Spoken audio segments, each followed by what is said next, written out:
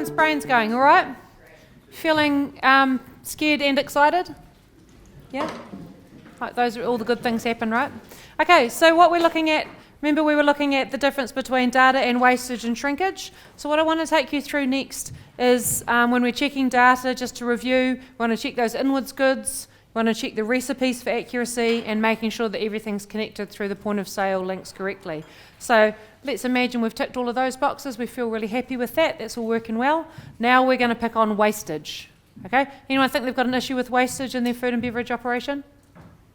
Everybody? We all have, right? No matter how good you are at this, it never goes away.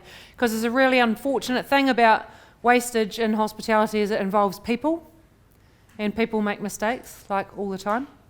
So one of the things that I do for professional development in my role as a coach and as a presenter is I get fascinated about business books, but also about how people learn, how they process information, how you communicate well with people to get them to absorb things, how to keep people engaged.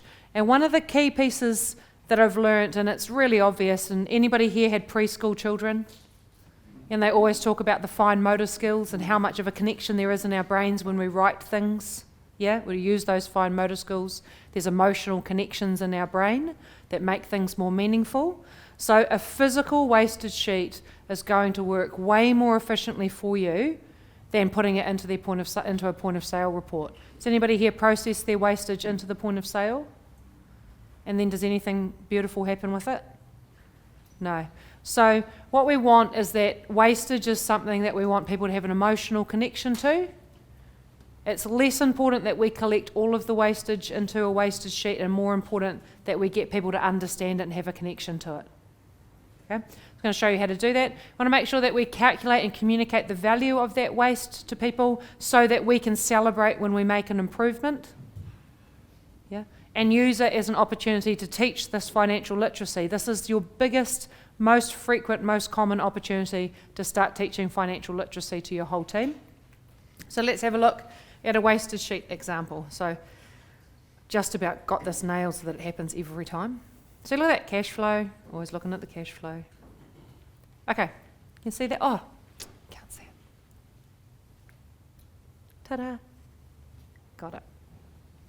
Okay, this is my example of how I run wastage sheets. So it's in two halves, so we'll talk about the first half, and then we'll do a little bit more talking. I'll do a little bit more talking, and I'll show you the second half.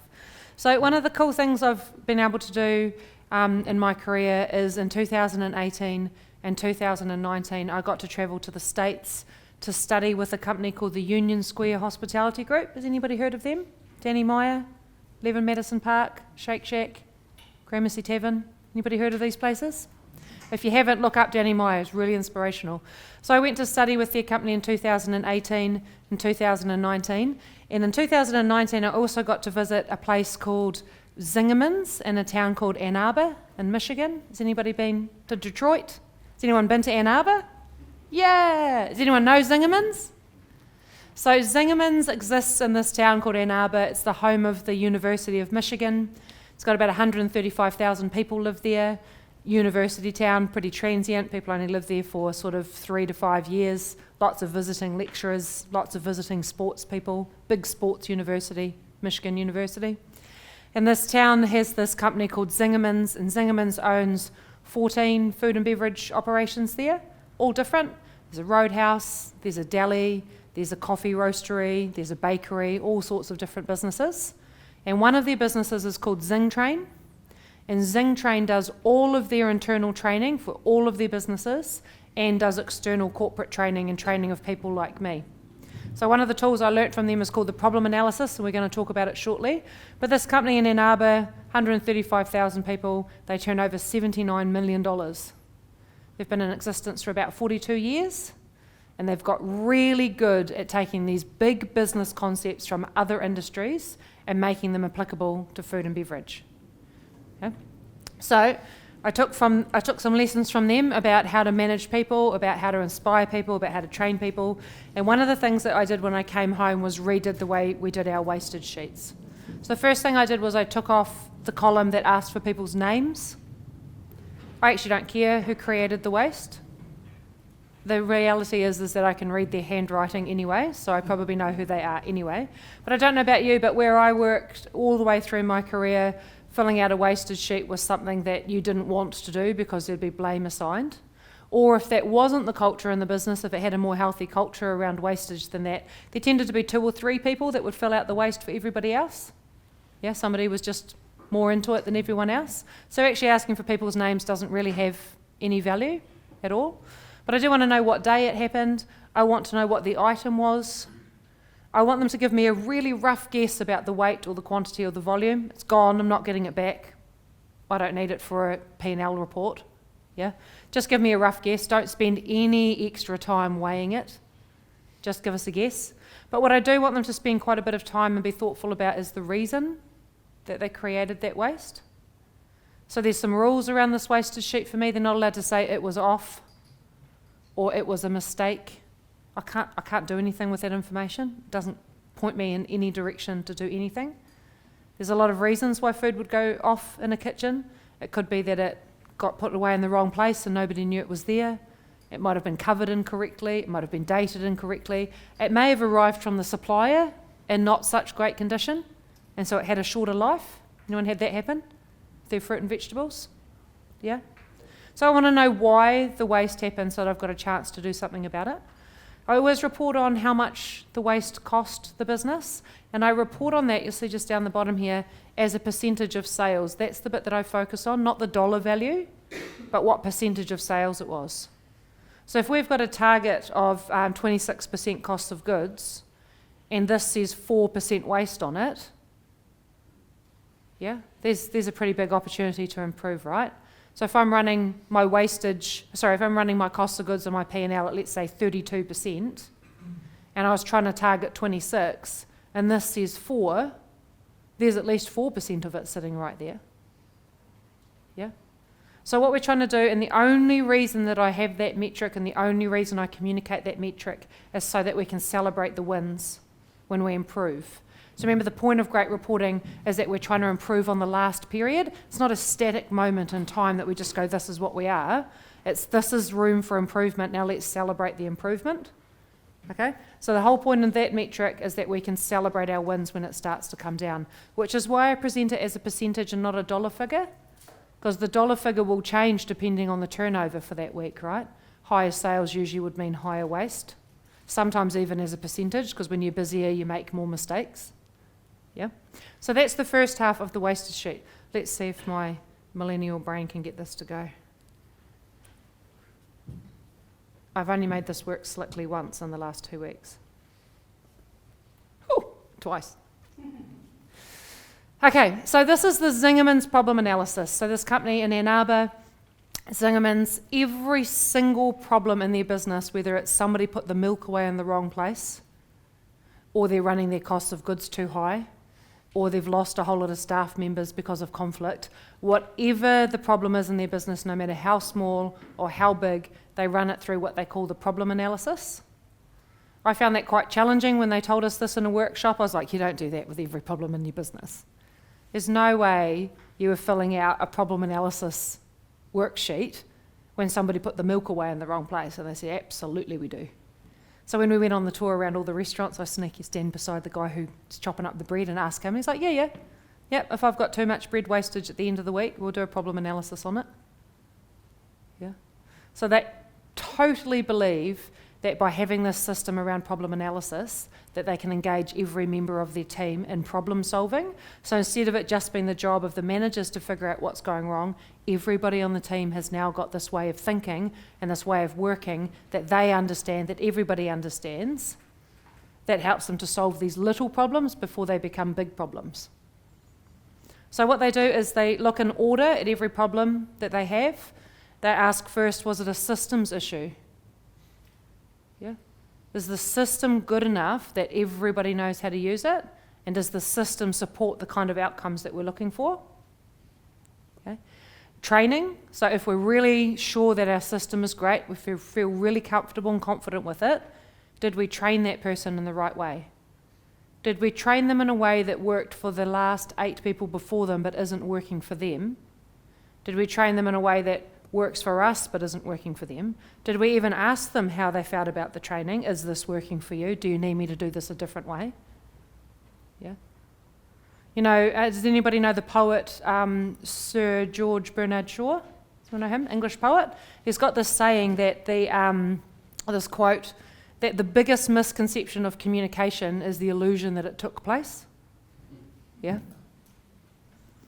So when we look at how we train people, just because you've trained somebody how to make coffee with hardly any wastage on the milk and it's been really successful for the last 2 years, and you've got a new barista in and you're teaching them and it's not working, that's not necessarily their fault. It's always much easier to change our own behaviour than it is to change somebody else's. So the first thing to be doing is to looking at your own way that you train and thinking, can I adjust this to get a better result? Yeah. So if it's not the system and it's not the training, then we look at management. When we're looking at management in this situation, remember we talked about designer, engineer, builder? This is when we're looking at the designer. So most established businesses don't have this as a really regular problem because they usually iron that out pretty early on in their business lives. But it's always worth looking at, actually, have we set this up so that actually the design of this menu or the design of this product isn't supporting great costs of goods? Yeah? Are we trying to put asparagus on the menu when it's too close to it coming out of season? So it's creating a whole lot of issues with supply. Are we trying to serve up buffets that never run out of food, and so we're ending up with a lot of rubbish and a lot of wastage? Yeah. Are we doing nothing? I know this is a common one that comes up in the next section for golf clubs. Anyone here got a halfway cart? Yeah? That food and drink offering out on the course? Is there other words for it? Halfway cart I just picked up on the other day, but... Ours is a halfway house. Halfway house, yeah. And they've got to have the same offering. A halfway house in New Zealand is where you go when you've got out of prison and you're not quite ready to go back into it. Is it similar? Similar to that? Same. So the halfway house model, if you haven't done a really great job of trying to figure out who's going to be on the course for the day, so you're not really sure how much stock you should put in there, so you just hedge your bets and put in lots, and then you have heaps of wastage at the end of the day. Is that systems training or management? Is it? System. Yeah. So if we haven't got a great system around how we figure out who's going to be on the course, yeah, then we're going to create waste. So the second half of our wastage sheet. So remember we talked about, excuse me 1 second. Come on, little guy.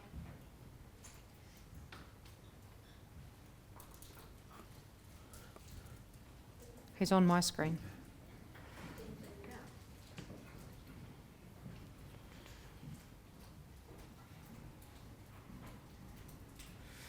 Normally he gives me a little button to come up, so let's see if I can get him to go back.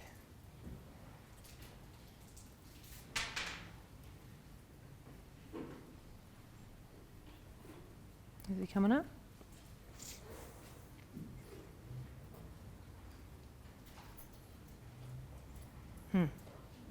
We might just have to imagine it, sorry. Did he come up? You can see my mouse? Doesn't matter, we'll imagine it.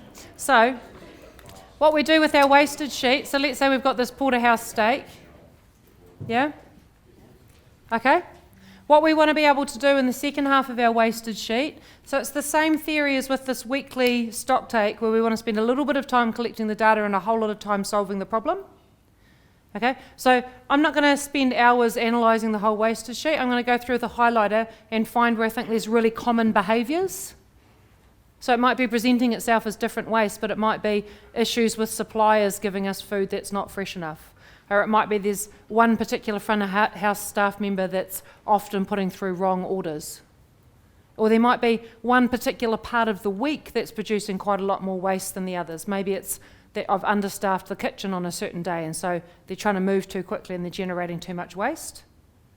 Or it might be that I've got a lot of waste coming out of the cabinets at the end of each lunch, at the end of each afternoon. And that's obviously the number one thing we've got waste. So I'd go through and just highlight where I think there's a common behaviour and address that. So same theory, I'm not trying to address the whole wastage sheet for the whole week. I'm just trying to find the things that have got the biggest impact and pick on one thing at a time. I might pick on one wastage issue for 3 months before I feel comfortable with where it's at. Okay? But embedding change is harder than finding the problem. So spend a little bit of time finding the problem and a lot of time trying to change the behaviours. You're picking up what I'm putting down with that theory. So what we want to do with our wastage sheet is we want to identify, do we think it's systems? Or did we think it was training? Or do we think it was management? In my business, because I find it easier to communicate with people to get them to understand this, I just actually call that, was it design? Yeah? Rather than saying management. It gets them a bit confused. So with the porterhouse in this particular situation, it was that it was kept coming back from customers as being overcooked, that the medium rare coming back from one particular chef was a bit overcooked. Okay? So do we think that's systems, training, or design? Did we design the menu well enough for medium rares to be cooked? Probably. The system, those of you that are, well, those of anybody that's ever cooked a steak, the system for cooking steak's been the same for a really long time. We take a raw piece of meat and we put it on a grill that's a certain temperature and we cook it, right? Yeah? So the system for cooking steak hasn't really changed. But the training of cooking the steak would be where that problem would be. So I spend 20 seconds figuring that that's the problem, yeah? And then what I want to do is make a plan for fixing that problem. So my plan needs to involve who's going to help that chef fix it, when does the fix need to be done by, and how are they going to know that that problem's solved. Okay? And then next week, when we sit down at our kitchen meeting again, we're going to pull that same wastage sheet out and go, this was the plan for last week, how did you get on? What were the results from this week's wastage sheet? Did we fix it? Okay, so we don't want to visit the wastage problem just once on the wastage sheet. We want to identify it, make a plan to fix it, and then revisit it to see if we did fix it. And that stuff feels really boring, and it feels like it requires a lot of discipline, and that's why people don't bother doing it. Okay? You know, the very best golfers in the world didn't give up, did they, when they got to like, I'm guessing because I don't play golf very well. Like if they had a handicap of 4, they didn't give up and go, well, 4's pretty good, right? Yeah? I'm happy with 4. They just kept pushing, and that's what makes them the very best. So getting a 60% cost of goods and wage result would make you one of the very best. And to get to that very best, you have to be bothered with the bits that nobody else can be bothered with. Yep. Okay? I think I should deserve brownie points for getting a bit of sports psychology into here on. Okay. Oh, now he's not. Now he doesn't want to work. Come on, little friend.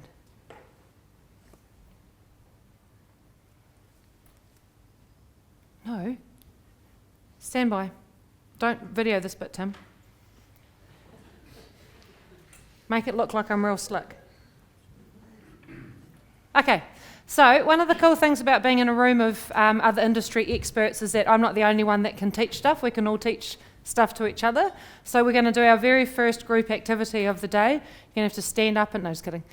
You have to all hug each other and shake hands. And so what I want you to do at your tables is come up with one issue of wastage that you've had in recent time, and either talk about what you've done about it, or if you haven't done anything about it, if it's stressing you out and you don't know what to do about it, ask for advice from the table.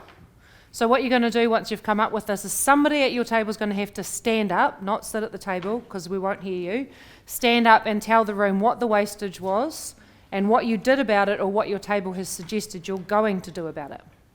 Okay? A little bit of a warm-up for when we're going to do lots of this later. So I'm going to give you about 5 minutes just to have a chat with each other, piece of wastage that you haven't been able to solve or that you've solved really well.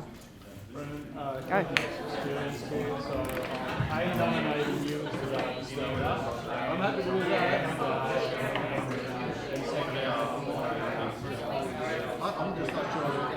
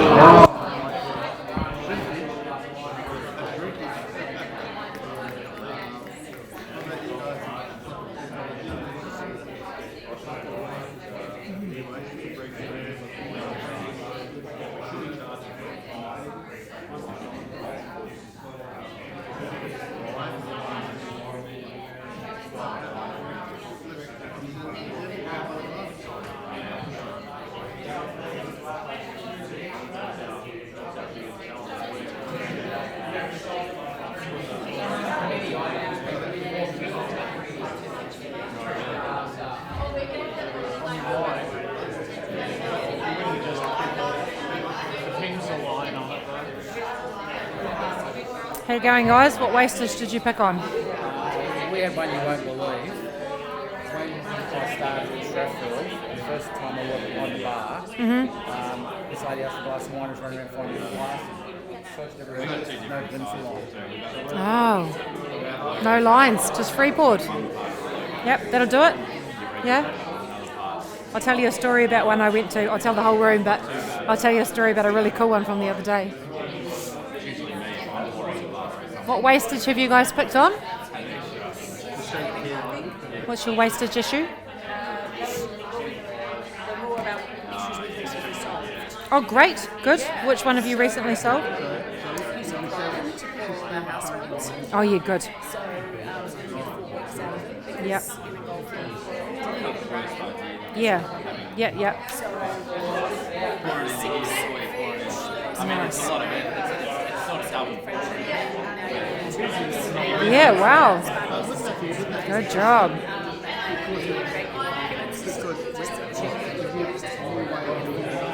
Yeah, good job. That's a good one. The whole room will want to know that one. Well done, well done. What wastage did you guys pick on? What's your problem? Oh yeah, right. Need the wee you, one for you, one for me game on the go. Yeah, works great. Works great. So fun. They're all into it. And you don't have to drink that much beer because they get it right because they want to drink it. Yeah, yeah, yeah.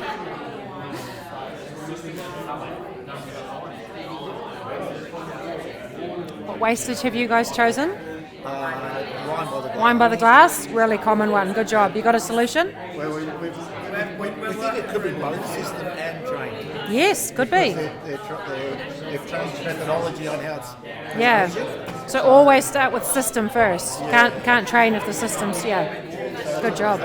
System, so we're putting a new way of measuring. Good job. Nice one. Good job. What have you guys come up with? Our halfway house.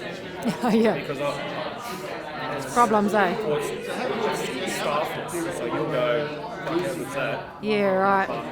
High wastage. Out of it on a daily basis. And the staff, it's not staffless in that staff members still got to stock it and clean it and There's no one in there taking orders. yeah, right. So the members use their app to walk in and go, right, I'll have a sandwich, I'll have a Oh, right. straight through their account. I'm happy to talk about it. Yeah, that'd be cool.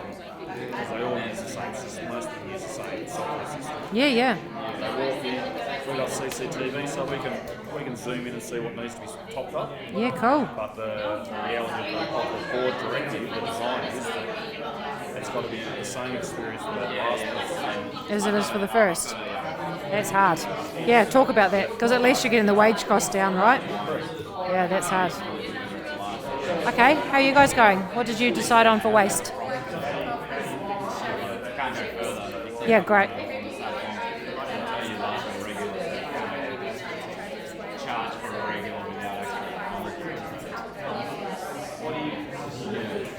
Training, right? Yeah. But even as that, I feel like this microphone's. You don't know how hard Brittany's got it, I tell you. I think that could be design too, right? Like if the product isn't easy for them to use in a speedy, fast environment, then not the right. Yeah, good job. Well done.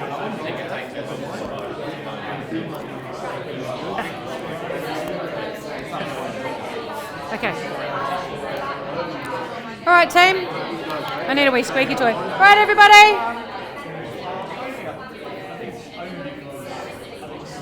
Don't make me yell lots. This is the last day of 2 weeks of speaking. Thank you. I need a squeaky toy. Rightio. The table that's the last to stop talking has to present first. Ooh, they worked. I think it was you guys. Righto, you guys are presenting first. What do you got? Yep, you're up first. Okay, so our one was wine by the glass. The guys at Manorvale have had a few issues there with some very wastage at the end of the month, several bottles. They've also just come back into the main bar after being serving out in the marquee for quite a period of time, so there's probably some training that needs to be renewed there, but they actually have gone to system first and changed the way that they're actually measuring each glass, so that they're starting to adopt the process of using a measuring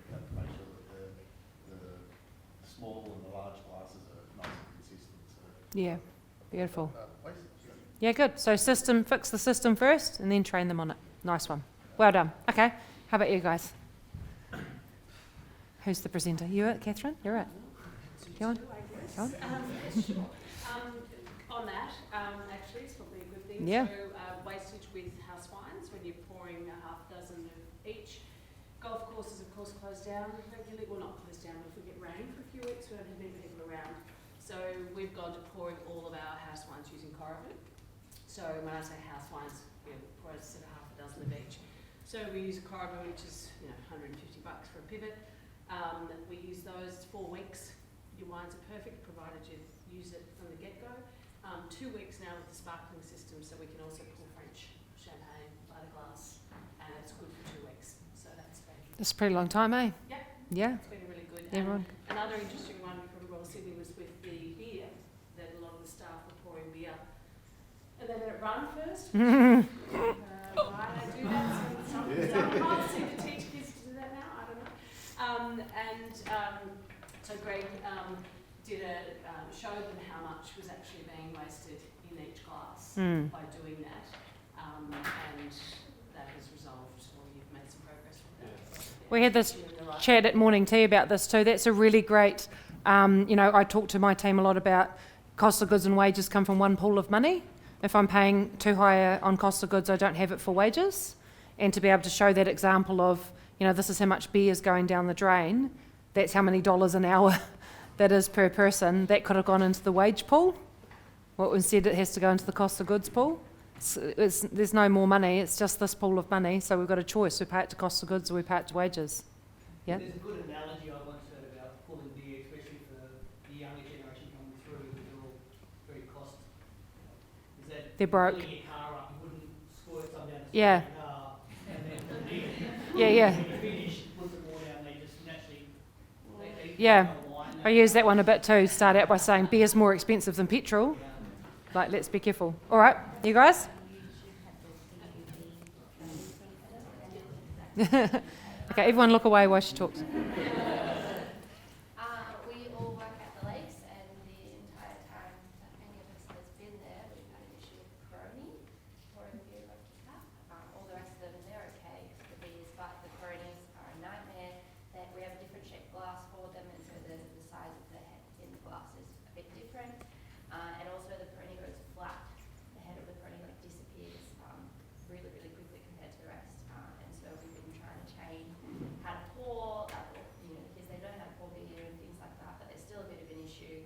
And so we thought that maybe a new issue is that when we order our drinks at the bar, the person on the floor orders the drinks, the Peroni has to be the last thing that gets made. You don't pour a Peroni and then it has to be half poured, waiting for the server, ready to Finish off. finish it, and then you take it straight to the table after that. Beautiful. Yeah, my local cafe actually does that with the coffee too. They wait till the person's there ready to pick the coffee up before they put the milk in. Yeah, just so it's, you can tell a coffee that's had 45 seconds of sitting there waiting versus one that's beautifully fresh. Yeah, so that's a good one. Hadn't thought of that one. Okay, guys. Okay, look, same horse, different jockey. We all have pretty much the same issues. Pouring the beer, then putting the glass under and the places. When I started at Strathfield, this will blow your mind. I couldn't believe it. I was busy, so I jumped in behind the bar and I was helping someone, and the lady asked me for a wine. So I ran around trying to find a wine glass. It's a massive bar for anyone in Strathfield anyway. So I finally found some glasses. No, and run around. So none of the wine glasses had a glimpse of wine. Yeah, scary, eh? Courtney knows this story because I told it the other day. But this is, any of you ever been to Auckland, been into the viaduct in Auckland? Yeah, know where I'm talking about? There's this bit, sorry Tim. Oh, Brittany's failing. Is it okay? Yeah, it's good. So, you can cut that bit out too. So there's this place in Auckland down near the viaduct, if anyone's ever been there, it's where they have the America's Cup racing, where you can view it from there. This beautiful big new building there called Commercial Bay, retail, hospitality businesses. At the very top there's this new bar called Queen, and it's beautiful, and I've been there. The fit out is so amazing. I can't help but do math anywhere I am. I have no idea how many pints they're going to have to sell to repay the fit out. It's going to be a lot. But they had these glasses of wine, right? And do you guys have different size glasses of wine here in Australia? Small pour or large pour? Yeah. And have you ever seen them where they use the logo as their pour line? Yeah. And so the small, large? Yeah.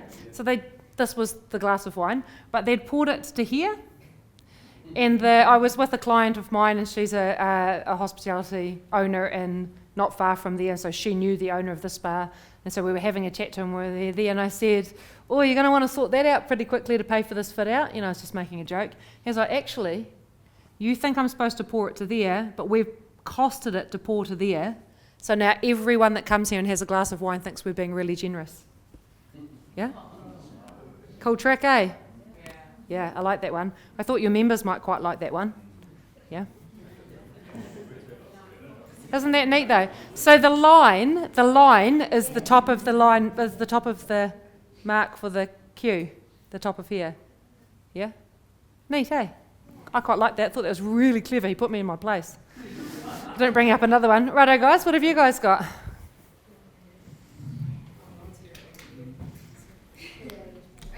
So ours is a little bit different.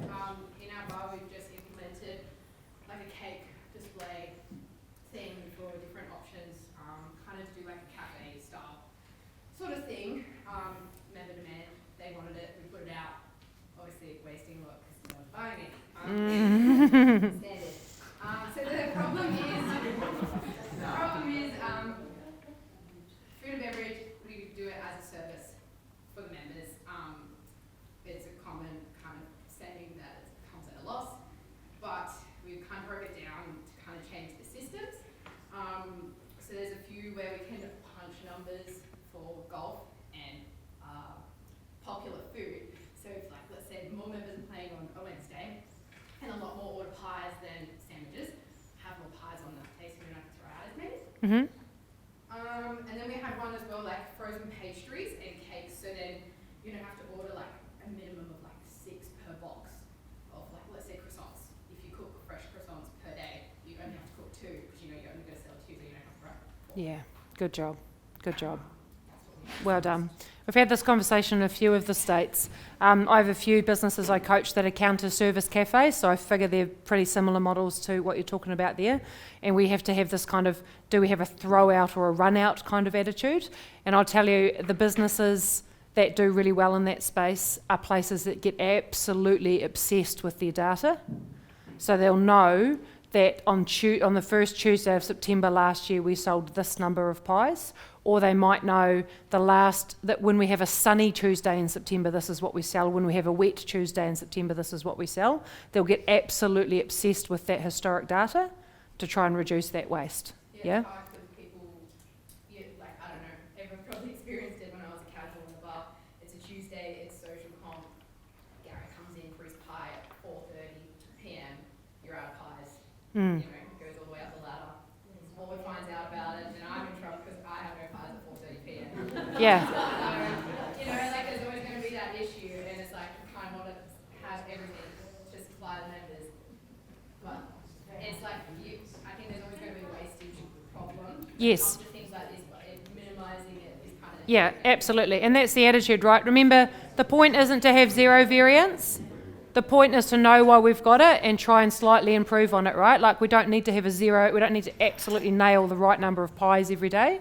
We just got to go, did we have 20% waste on pies last month? Let's try and get it to 18. Do you know, like, we're talking about looking after the cents so the dollars take care of themselves. Okay, how about your table there, guys? What'd you get? Maddie's got one for us. So for a while, we did house cut chips, but Chef, like, they kept getting sent back, they weren't being cooked properly. And Chef, like, tried to explain it to them so many times, but they just weren't getting it. So while, in the meantime, he went back to just ordering frozen bags of chips until he could get them properly trained up. And then that meant we stopped making refunds for all these chips that kept getting sent back. Yeah. So do you think that's systems, training, or design? Yeah. For me, in my mind, I think that's probably design. We've set them up to fail. Like, we have to have products that match the talents and skills that we've got. So if we're having trouble with hand cutting chips and blanching them and drying them. It's actually quite a process to do chips properly. Then got to chill them in the fridge with ice for a while, take them out, second blanch. It's actually quite a long process to do hand cut chips. Anybody done hand cut chips in restaurants before? Yeah, hard work. So that's a design thing. You know, the system is actually probably not, because to do them properly, you're actually probably going to pay more in wages than you would have got from an improvement in cost of goods. Good one. Righto, what do you got there, Jason? We've got a design issue.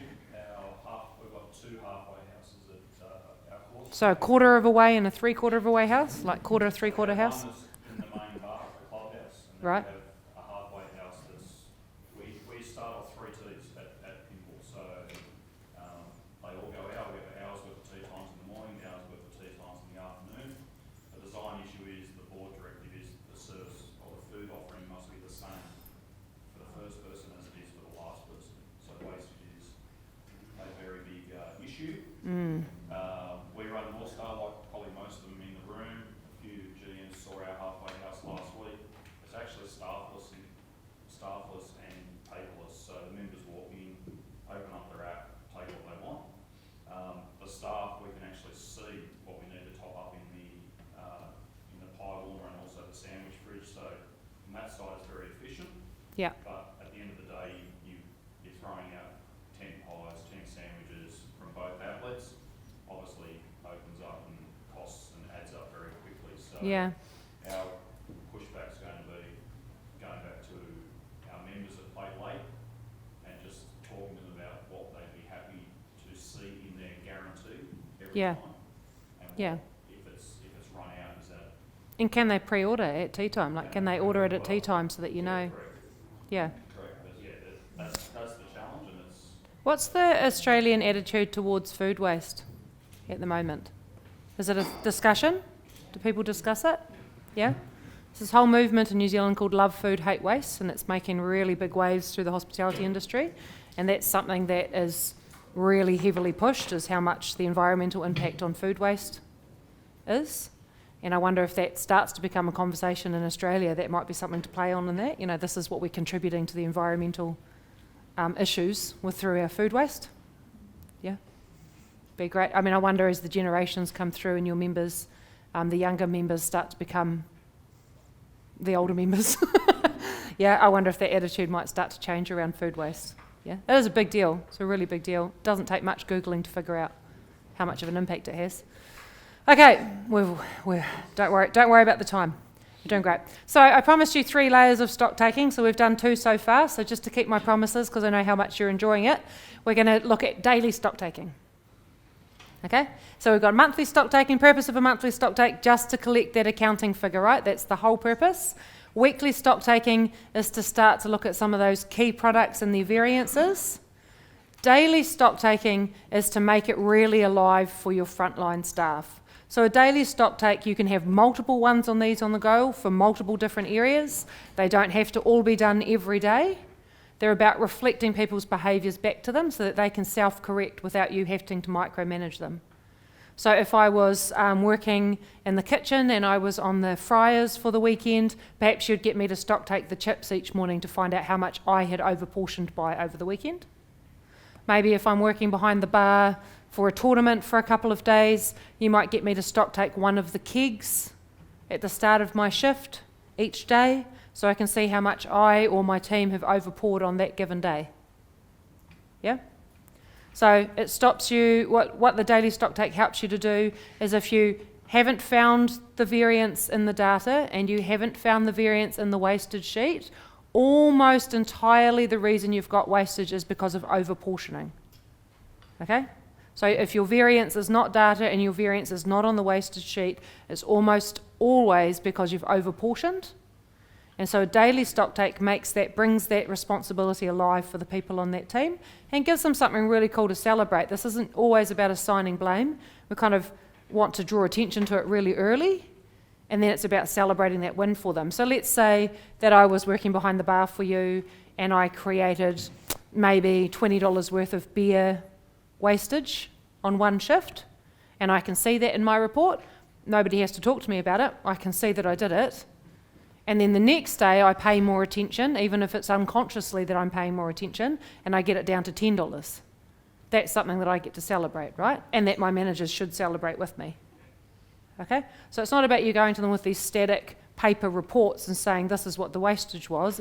It's about going, hey, look, I don't think we can find the answer to this variance. We've checked the data. We can't see it on the wastage sheet. I'd really like to talk to you about the training and the system around it. Let's see if we can have a look at it on a daily basis. Okay?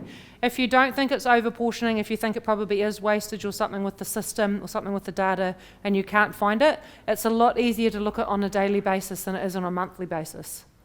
So something is going wrong in your system and your stock management system with your inwards goods or your connections to recipes or something, it's much easier to unpick what happened yesterday than it is to try and figure out what happened last month. If we're only checking this stuff on a monthly stock take, we've only got 12 chances a year to get it right. If we're checking it on a daily stock take, we've got 365 times we could get it right. Okay? All right, so if you've got a problem with your wastage and you don't know where your variances and you don't know where it's coming from, a daily stock take is a great thing to implement on just those key items. Again, like a daily stock take for me, we might run that for 3 days and sort the problem, and then we can move on to the next thing. Whereas if I ran that, tried to fix that through a weekly stock take, that would take 3 weeks to find it. And then all of that opportunity for better at cost of goods is gone. Once that profit's gone, it's gone, right? Can't get it back. Okay? So that's the purpose of daily stock taking. Shrinkage, like I said, this is a polite way of talking about theft.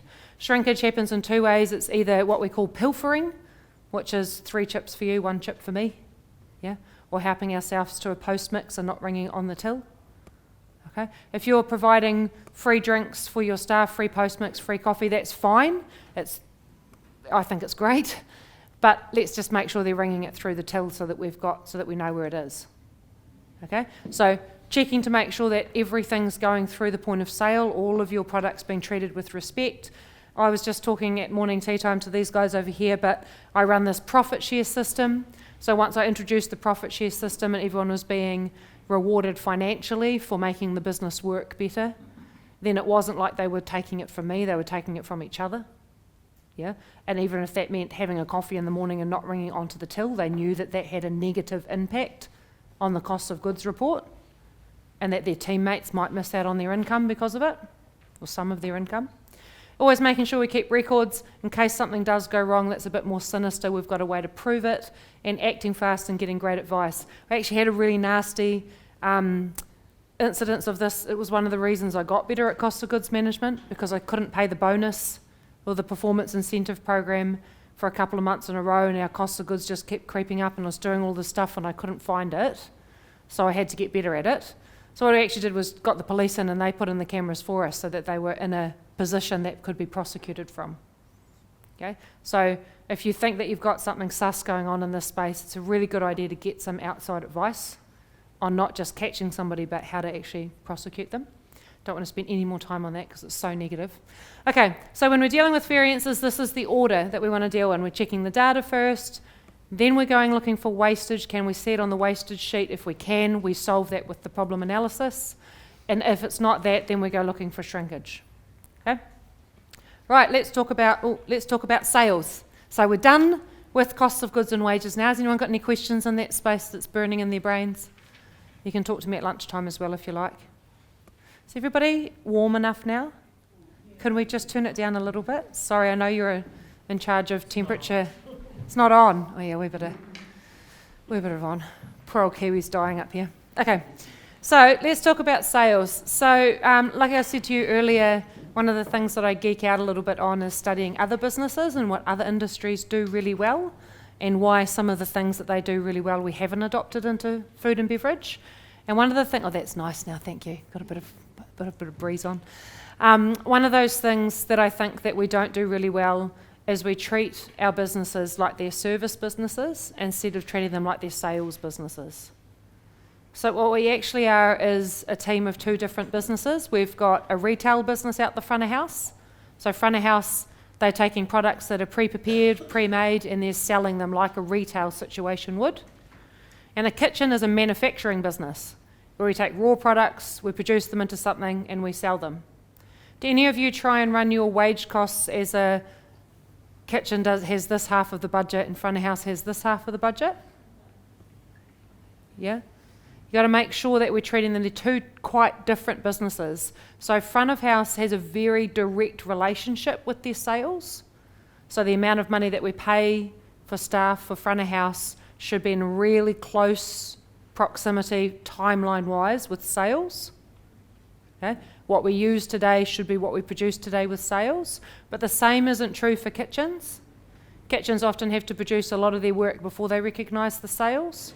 So that might mean that the start of the week is more expensive than the end of the week, or the start of the day is more expensive than the end of the day. They have to make it up later on, so their performance around wages has to improve as they get into that sales part of the funnel.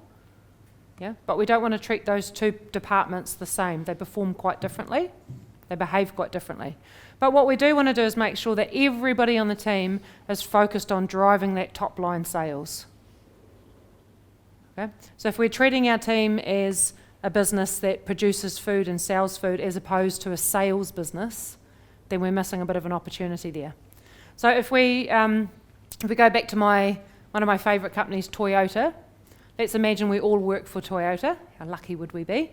And we all work, like all of these different tables are different car sales yards.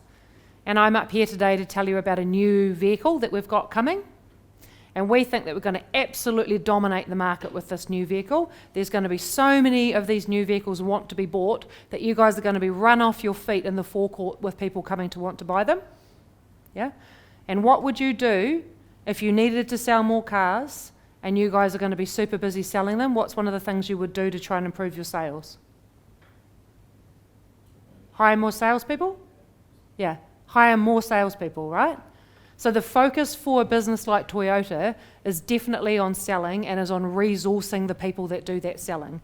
Now, the people that are producing the cars, yeah, the manufacturers of those cars, do you think they're going to be upset when we sell more Toyotas? No? Do you think they're going to be out there going, oh, but it's 2 minutes before I finish work and you've just sold another car? Yeah? Getting where I'm getting at? So the production team, the kitchen team, have to be cheerleaders of that front of house sales team. They have to be just as excited about every sale as the front of house is. Okay? Hospitality is a business of selling. We should have a sales-focused attitude. Okay? Sales is a result, it's not an action. So just like the macros and micros of cost of goods management and wage management, what we want to focus on with sales is what are the actions that contribute to that top line sales result, not just focusing on that top line sales result, okay? We want to break it down. So sales are a result of two key actions, increasing the customer numbers and increasing the spend per head. Pretty simple. Get more customers, get them to spend more money. Yeah? We can't actually influence sales. We can only influence how much people spend and how often they come. Okay? To break that down even further, there's 4 main ways that we can improve those sales. So the first one is that we increase the spend per head. The easiest way to increase the spend per head in your businesses, other than putting your prices up, is to extend the length of the visit of that customer. The longer somebody stays for, the more money they spend. Easy? Yeah? So now it's not my job to increase the top line. It's also not my job to increase the spend per head. It's just my job to make you want to stay for longer. Yeah? It's about increasing the number of visits of your raving fans. So raving fans are people that come really regularly that love you. Yeah, they're on your side. You love them. They love you. Getting a raving fan to visit more often is far easier than attracting a new guest. Attracting new guests is really hard, eh? Except for, was it you guys, how long is your wait list? 8 years, yeah. They probably have no trouble getting a new guest. So getting new guests is hard work. Increasing the number of visits of your... Now you're freezing. You're right? Well, I think I'm the only one in the room that's too hot. And then the other thing that we can do is a thing called improving our sales mix. Has anybody heard the term sales mix before? Yeah? You know what I'm talking about? Nobody else? Jason does, because he's already had this lesson. Ooh. Sorry, Queen, you've got to go. Go.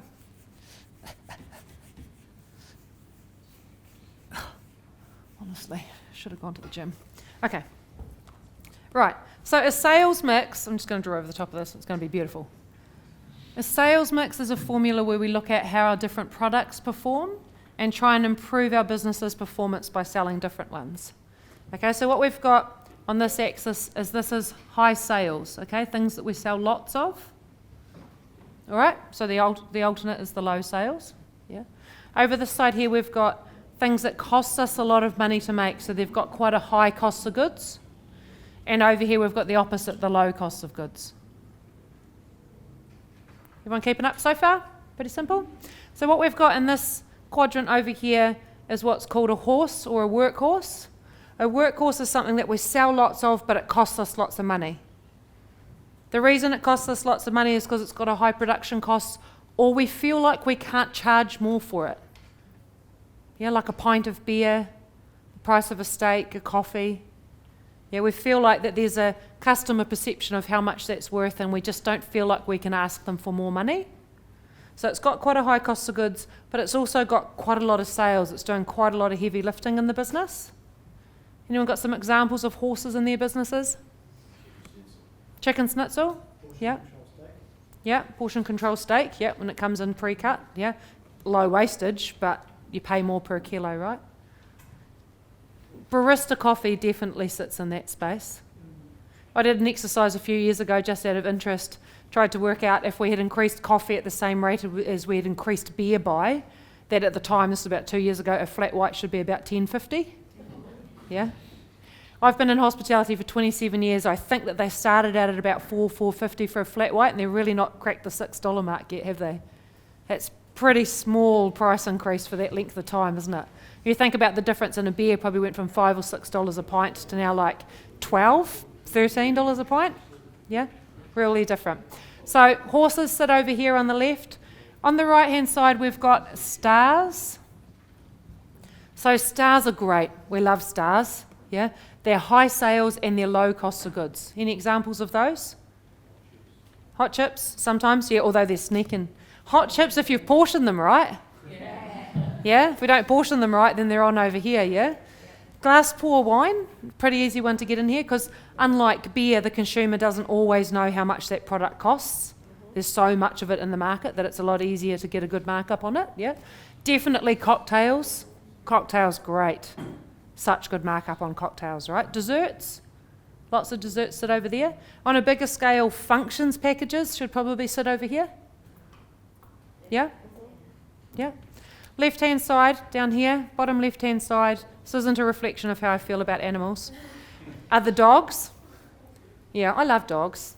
Got lots of dogs. But dogs are high cost of goods and low sales. Yeah, if we were looking at this from a governance design point of view, we would look at those products and go, well, that's not smart business.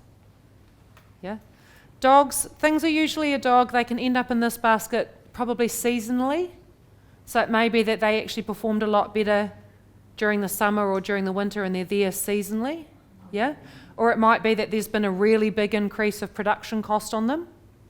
So they might have been cheaper and now they've got more expensive. Okay, so often something that has performed well historically might find themselves in there. It doesn't mean you can't bring it back again later. But one of the things that I think is a bit dangerous about dogs is we often have them still because we're emotionally attached to them. So it's either we're emotionally attached to them because we know that the last place we worked at was really popular and we just can't understand why it's not here. Or probably more likely, you've got 3 members that love it and you feel like you have to keep it for them. Yeah? So a bit problematic, the old dog. I don't have a solution for you for that, I'm afraid. Sorry. I do, but it won't make me popular. So my personal favourite is the one over the bottom right-hand corner is a puzzle. And now you're all talking about that member. Let's not waste our workshop talking about those 3. So on the bottom right-hand corner here, we've got puzzles. Puzzles have got quite low sales, but they've got really great cost of goods. So it'd actually be really helpful for our overall performance if we could sell more of them. And this one is quite fun to me. I quite like this one. The workhorses are the ones that I'd want my production team to be really aware of. They're the ones I'd want to be seeing in the weekly stock takes or components of them. Yeah? These are the ones that portion control is really important around, recipe accuracy. if I was going to be having a conversation with my suppliers, it would be ingredients that were featuring in these horse ones. I wouldn't bother about conversations about these. This is where I'd be focusing my energy. Yeah? All of my training would begin with these ones. But puzzles are really easy to move to being stars. All we have to do is sell more of them. Okay? So some of the reasons that things might be a puzzle is they might be hard to pronounce. Yeah? There might be ingredients in there that people don't understand.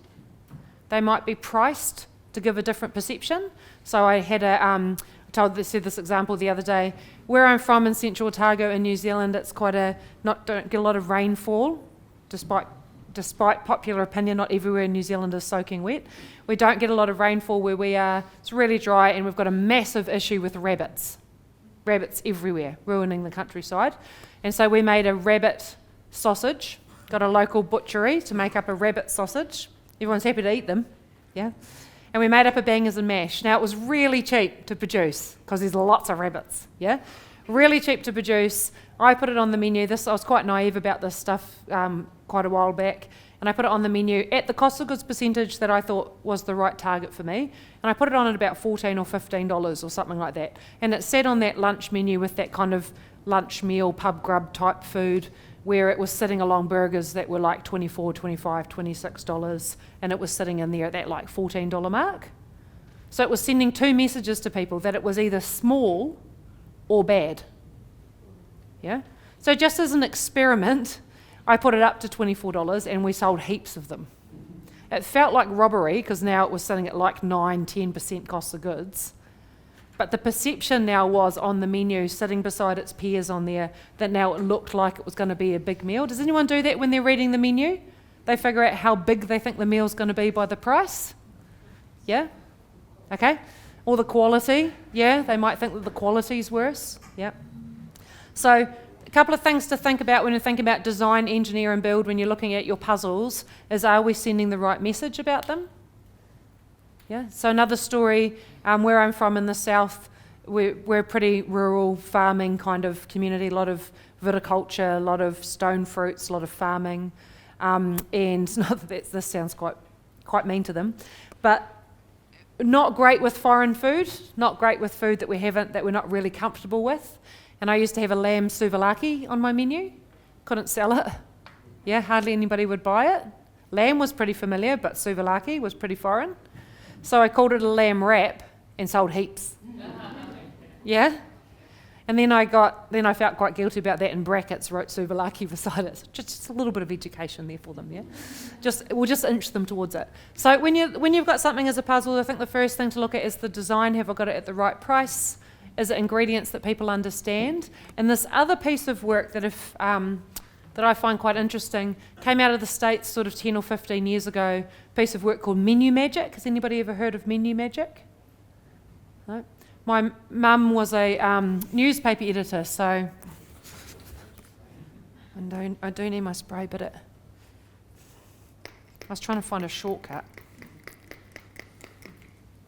My mother was a newspaper editor when I was growing up, and so when I bought the restaurant, she really helped me with how to design a menu and all the menu placement. So I went looking for a bit of research to see if there's anybody that had done that really well. And what I found was this place in the States, this group of restaurants over there, I can't actually remember what they were called, but they had this piece of work called Menu Magic, which was how you designed a menu to sell things better. Okay? So what they have on their menus, and this is the way that the human brain works, is around about what we look at in a document when we first look at it. So if you think about newspapers, there's usually like the weather or an ad or something up here, and that's the heading, that's the first heading. So when you're in a supermarket, you know that eye line? Anybody worked in supermarkets before? You know, product placement, they actually pay for that spot, don't they? Those brands, they pay to be in that spot. That's how much more valuable it is to be at that eye line. So what we're looking for is that sort of bottom of the first quarter, top of the first third, however you want to think about it. That's the place that people look the most often. And if you put something in a box, it will sell more. Has anybody seen menus with food sitting in the box? Has anybody seen menus where they've done this? And all of the food's sitting in boxes? Yeah? They sort of missed the point there a little bit. They took 5% of information and blew it up. They took one theory and made it their own. Multiple boxes doesn't work. It's the same effect as no boxes. So if you've got something that's a great dish, now it can only be a puzzle if it's good. It can't be a puzzle like it's not selling because it's crap. Yeah, it has to be a good product.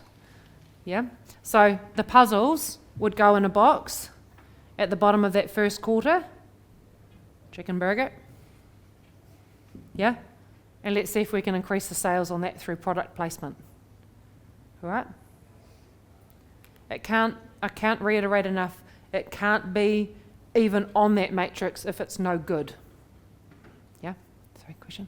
We had a menu that wasn't some items on the menu wasn't working, like puzzles. Mm-hmm. We put them on the specials board. Yeah, same thing. Brings attention to them, right? Yeah. So when I see Instagram accounts, one of the things I do when I first started working with a new business is go looking at their socials. And fascinating how many of them will have their horses or their stars featured on their social medias, the lead photo on their website, part of their grid on Instagram. Yeah? I'd be promoting my puzzles. They'd be the ones I'd be trying to promote. They'd be the ones I would use for promotions. They'd be the ones I'd be trying to include in functions, packages. They'd be the ones that I was making sure that the staff were eating really often so that they knew them and could sell them. If we're back working for Toyota and this new car's coming out, one of the first things they're going to do is get you guys as their salespeople to take it for a drive, right? Yeah? So if we want to increase the sales of a product, let's have a training afternoon, like 20 minutes, get the team together, eat this dish together, let's talk about it. Let's get to know it really well and see if we can improve the sales on it by everyone knowing more about it. Yeah? Get them to stand in the kitchen, the front of house staff, I love doing this with front of house, get them to stand in the kitchen while you're cooking it. The more they know about the product, the more they can talk about it, the more they can sell it. Okay? So that's what I mean by sales mix. So we can improve our sales by increasing the spend per head, increasing the number of visits of our raving fans, how often do they revisit us, getting some new ones, or improving the sales mix. So we might even be getting the same sales results, but we've improved the profitability by selling things that are more profitable. I use sales mix quite a lot in my peak season. So for us, it's Boxing Day through to about the middle of January. Our town's a tourism town, domestic tourism. So the population grows from about 5,000 to about 25,000. And we're smack bang in the middle of the main street, right across from the main playground, the main park. And so we get a huge number of those people. And so for us, it's not year on year necessarily trying to increase that sales mark every year and make ourselves busier. It's about trying to make that sales mark more profitable. So we'll promote more puzzles. There'll be table talkers, they'll be on the back of the toilet door, they'll have boxes around them, the staff will be incentivised to sell more of them. Yeah? So the focus for those weeks isn't to increase the sales necessarily, it's to increase the profitability. Full is full, right? Yeah. Okay. Let's talk about marketing, sales and fulfillment. So we've got about 20 minutes till lunch. I'm going to introduce you to this subject before we crack into it this afternoon. So as I said to you before, one of the great things I've got to do in my career is go and spend time at Union Square Hospitality Group, and they are absolute masters at this next thing that I'm going to teach you. So when we talk about hospitality marketing, we're not just talking about getting people's attention through our marketing and getting them to come and spend money with us. It's really important in food and beverage in our industry that we're really layering on that fulfillment strategy.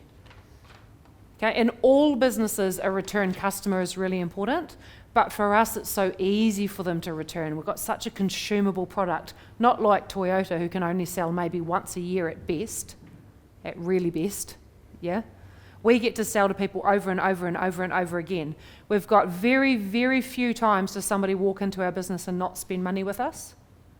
So it's not about whether or not we're going to convert them from marketing into sales, it's how well we're going to do it. Okay? So the better we do it, the more chance we've got of creating them as a raving fan. So when we first get their attention through marketing, they are a customer and it's a transaction. So a customer is somebody who pays for a goods or a service. Pretty easy, yeah? But through a great sales process, we've got a chance to turn them into a guest. And when they become a guest, we've got a chance to turn them into a raving fan. So what we're trying to do is to get it to go from being a transactional relationship to being a transformational relationship. Yeah, so we don't want it to just be about goods and service. We want it to be about a relationship, about a deepening of that friendship with them. If we do a normal job at the guest experience part, at the sales part, if this is just normal, not bad, we did a good job, we gave everything that they expected from us, they're still going to be spat out the side, we're still going to have to remarket to them. Okay? This is true of all of you, even the ones with your 8-year waiting list. Some of your members are still spending some of their food and beverage spend elsewhere. Yeah? The goal is to try and give them no excuse but to return to us. Yeah? There's just no reason they'd go anywhere else. So to do that, we have to give them an exceptional guest experience, and then we get them to be a raving fan. And once we have them as a raving fan, the strategy is to communicate with them to deepen that relationship. Okay? So I'm trying to avoid using the whiteboard, but it only works for this one. I need to hire myself an assistant to come and whiteboards. I think there's a systems thing here, Maddie. I reckon we could get like some kind of little electronic whiteboard wiper that would do this while I was talking. We've got to invent one. Okay. So we've got this marketing, sales and fulfillment funnel, right? Anybody do marketing at uni? No? Yeah? Got a couple of nods? Yeah. So you remember the old marketing sales funnel from uni? So up here we've got marketing, right? So marketing is about inviting people into our business. Yeah? It's an invitation to try our products and services. Once we've got them into this funnel, it's how well we do this sales process that suggests whether or not we've got a chance to turn them into a fan. If we do that really well in here, they've become a raving fan for us. That's not the end of our work. Now the opportunity is to communicate with them, to get them to become part of our community. Okay? So the work here is to get the marketing right, target the right people so that we get them into the sales funnel. So this is making them a promise at the invitation. This is delivering on the promise. And then this is promising them more than they expected. Okay? So what happens when we've done a great job, we've got them to be a raving fan, now we have to communicate with them to get them to become part of our community. And a community supports the business. So I call this love in the bank. The more love in the bank we're putting through this process, the more we can risk a withdrawal down here. Okay? So once we've got somebody as part of our community, they're protecting the business. Yeah? Oh, where did I put my doodecker? Over here. Okay. So marketing is getting to know your target market and inviting them in. A real epiphany for me in business was when I learnt that marketing is maths. It's not a creative process, it's an analytical process. Yeah? So advertising, branding, telling your brand story, all of those things are an element of marketing, they're not marketing itself. Marketing itself is figuring out what the size of your target market is, understanding what those people's wants and needs are. Does that term sound familiar from marketing at uni? What are their wants and needs, and how can we best service them? You guys are all freezing now. I'm so sorry. And then sales is delivering that promise through your unique guest experience, and then fulfillment is deepening that relationship by creating raving fans through communication and loyalty. All right, golf clubs are set up for a win here, aren't they?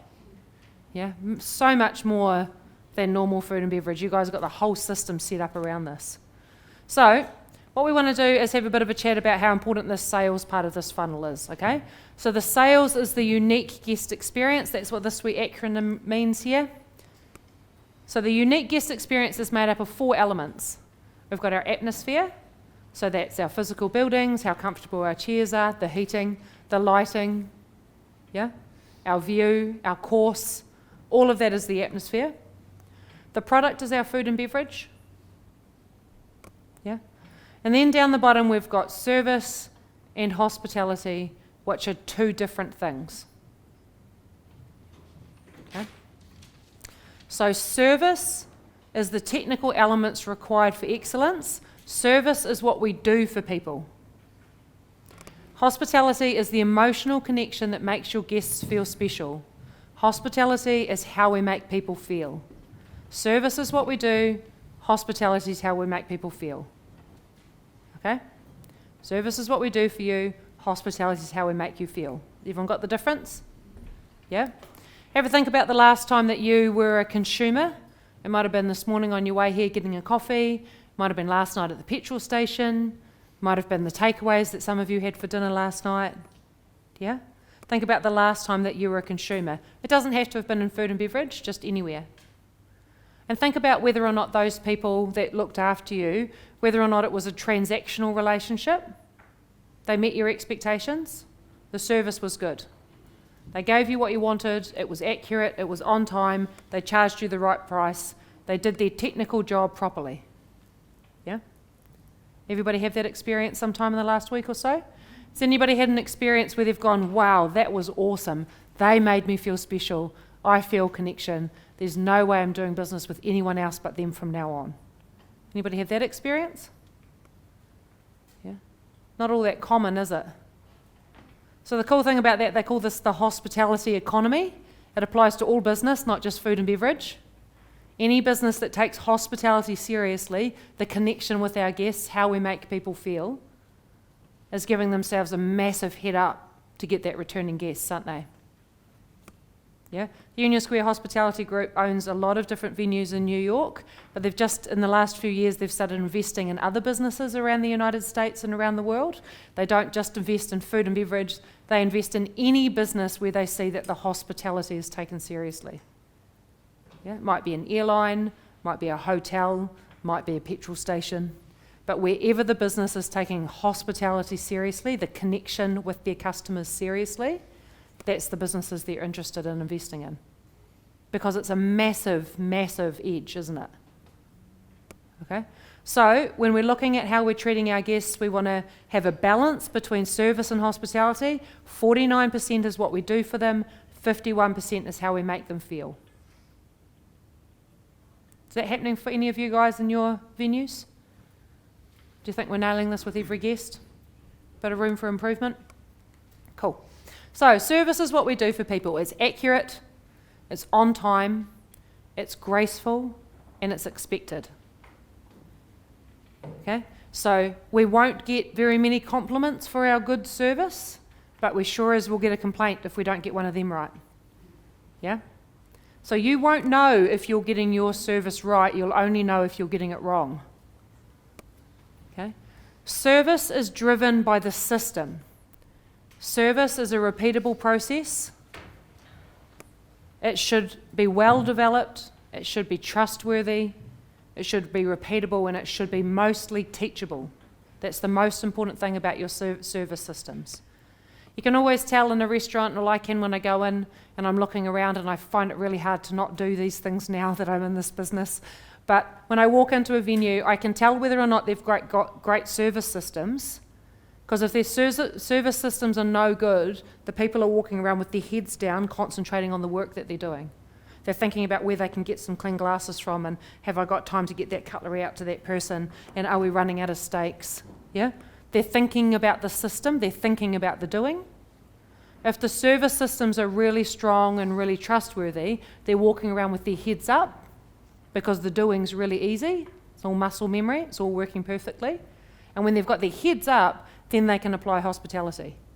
You can't apply hospitality when you're walking around with your heads down thinking about the doing. Yeah. Has anybody ever been in a bar before where they're flustered behind the bar and they're running out of glasses, or worked in a bar where they're running out of glasses? Oh goodness, we've got to get them through. They're going to be hot, let's run them under a cold tap, put them in the ice bucket. When you're doing that, how many of the faces on the other side of the bar are you paying attention to and remembering and talking to? Yeah? So when you're in your venues, if your team are walking around with their heads down, the system isn't good enough. The system needs to be improved, not the people, the system. Okay. Systems run the business, people run the systems. Yeah? You're all thinking about your systems now, how they can be better? Hospitality is how we make people feel. If we don't get the systems and the service right, then you just can't nail this. Don't start by going home and talking to your team about improving hospitality if you can't be bothered fixing the systems. Okay? It's a great quote from an American poet called Maya Angelou. Does anyone know Maya Angelou? You've heard of her before? Yeah, good. None of the other workshops, nobody nodded. Woohoo! So, in this saying, she says, I've learnt that people will forget what you've said, people will forget what you did, but they will never forget how you've made them feel. When I think about, I've been really spoilt in the last sort of 5 or 6 years of my career. Got to do lots of travelling, got to experience lots of great venues, got to experience some pretty average ones too. But if I think about the ones that were really amazing, I don't actually remember what I ate there or what I drank there. I know it was good, but I remember how they made me feel. Do you watch the bear? Yes. So He's from 11 Madison. Well, yeah. Yeah. Yeah. Yeah. She was talking about that exact experience. Yeah. You won't remember the one bad meal if you have a community. Yeah. And that's what they will remember in 20 years' time. Yeah. That love in the bank, right? The more you make people feel special, the more they'll forgive those little mistakes. Yeah? Okay? Feel all right? Feeling inspired? We've only got 5 minutes till lunch. We're just going to talk a little bit more until then. So hospitality is warm and welcoming. It's verbal language, it's body language, it's tone, but more than that, it's a genuine desire to put people at ease. I think you can train people to be good at service. I think getting people to be graceful, get them to be good technicians. I think that's just a matter of how good a teacher you are, yeah, how good your systems are. I don't think you can teach hospitality. I definitely think that you can have a team, like you can take an A-team player, somebody with a really big hospitality heart, and you can rob them of the opportunity to be good at it. You can give them an environment and a platform where they just can't be good at hospitality. But I don't believe if you've got an A-team in your venue and you've got great hospitality-centric people working for you, I don't believe you can take a C-team player and make them an A-team player.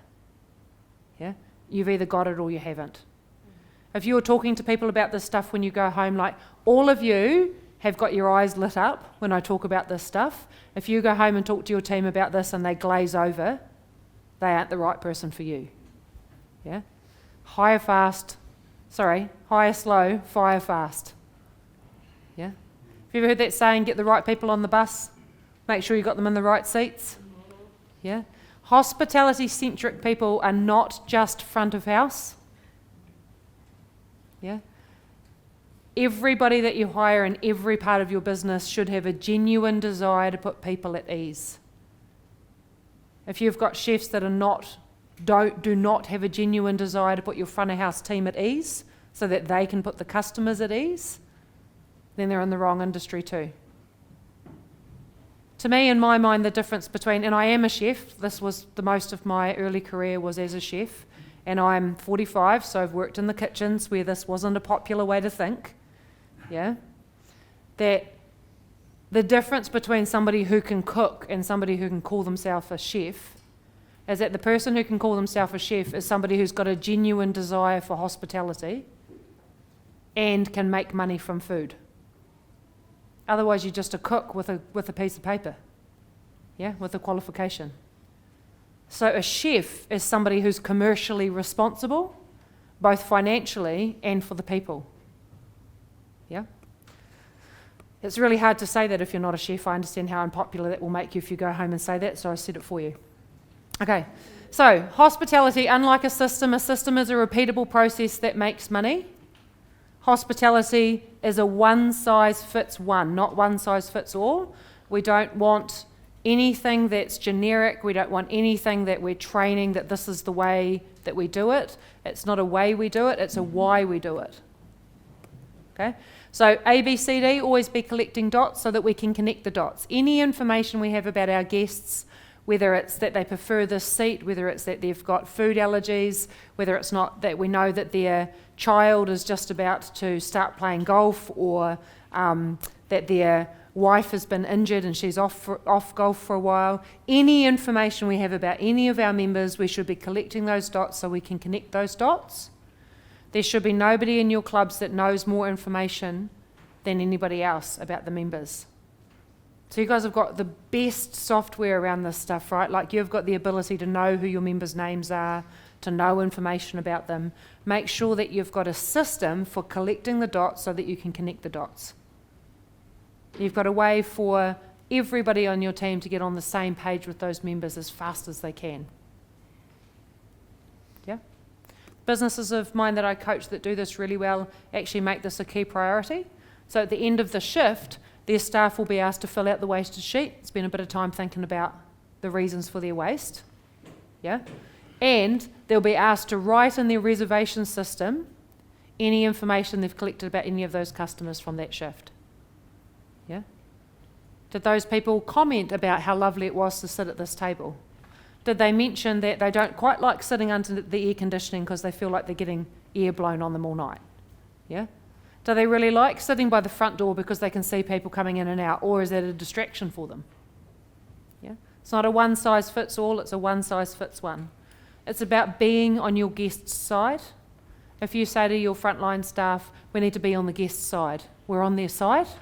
We're here to help them have a great time. We want them to have a great time. It's all about putting them at ease and being on their side. If you're saying that to them and they're not getting it, again, they're not your people. Okay? The best way to get in touch, the best way to make friends with people and to get to know them and to collect dots on them is to ask them great questions, not generic questions.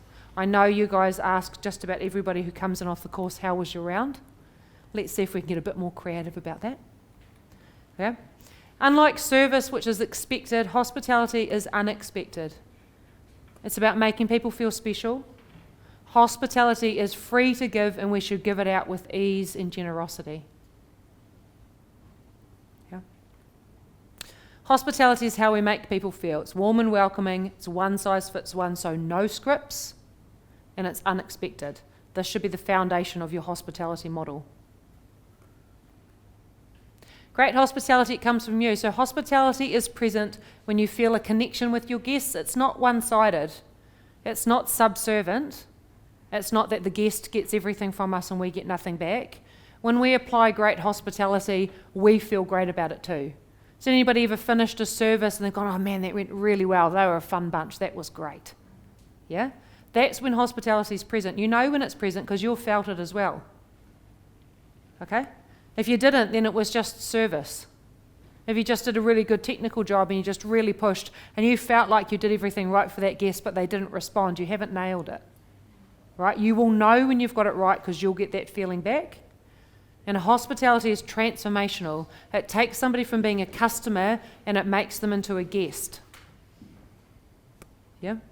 Hospitality is about the relationship that you create with the guest. Right? It's about making them feel at ease. It's about being on their side. One of the things that, I tell this story all the time, one of the things that really gets to me when I go to a venue, I don't have not all of my experiences in food and beverage are picking on them. Lots of them are great. But one thing that really annoys me is when I walk into the venue and the first thing they do is give me water. Nobody is walking into your venue going, oh my God, I can't wait to get in there and get a water. Yeah? The art of great hospitality is to try to blur the lines between someone being a customer in your business and being a guest in your home. The trick is to make them feel like they're being hosted in your home. So imagine that you've all decided to come on a road trip to New Zealand to experience our awesome courses, and you're in my neck of the woods, and I think, great, my friends from Sydney are here, come on over to my place and we'll have a barbecue. And you walk in and the first thing I do is go, welcome, welcome, here's a glass of water. You're like, it's going to be a cool party here in New Zealand. Yeah? Can't wait to get stuck in. Yeah? Good times. Going to start texting my Uber now. Yeah? Okay? So, imagine in that situation that we're at the barbecue, I've given you a glass of water when you've walked in and I've said, just go and find yourself somewhere to sit. And poor old Bella's like, never even been in this country, let alone this town, let alone this house. Do I go to the kitchen? Do I hang out in there? Do I go out into the backyard and sit out with those strangers? Do I come into the lounge? I don't know where to go. I feel really awkward. Yeah? When somebody comes into your venue, even if it's not for the first time, the first thing I'm going to do with Bella is bring her in. I'm going to introduce her to Dane. Hey mate, how are you? Good to meet you. I came a bit late, didn't get to shake your hand. But yeah, I'm going to introduce her to some people, make her feel warm and welcome, put her at ease. I'm on her side. Yeah? Now later on in the night, it's getting a bit later on in the night, and he's finished his beer, and I go up to him and I go, "Hey Stuart, having a good night?" Yeah, walk away with his beer. What message have I just sent you? Yeah, end of the night. What if I go, "Hey Stuart, can I get you another beer?" Now you've got an early game in the morning, so you've got to get going home. Yeah? But I say, and I know that, but I say, "Do you want another beer?" And you go, "No, thanks Liz, thanks anyway, it's been a great night, but I've got to get going home." But what message have I sent to you? You're welcome to stay. Now I may know full well that Stuart, because he's been talking about it for the last 20 minutes, that he's got to get going, he's looked at his watch, I know he has to go home. So I know that there's a really high chance he's going to say no to that beer, but that's not what I'm trying to do. I'm not trying to get another beer out of him, I'm trying to make him feel welcome. Yeah? So even if I know that player only has 2 beers after his round, by asking him if he'd like another one or can I get you something to eat before you hit the road, I'm not trying to send a message that I want to sell you more. I'm trying to send a message that I want you to stay. It doesn't matter if I get your money today. I'm guaranteeing I'm going to get your money tomorrow. Okay? Yeah? So we're trying to blur the lines between them being a customer in our business and them being a guest in our home. Now, of all of the different venues and the different types of venues that I coach, golf clubs have got this made. Yeah? They're already expecting that kind of service and that level of dedication to them. It's just about how you make that individual and not so generic for everybody.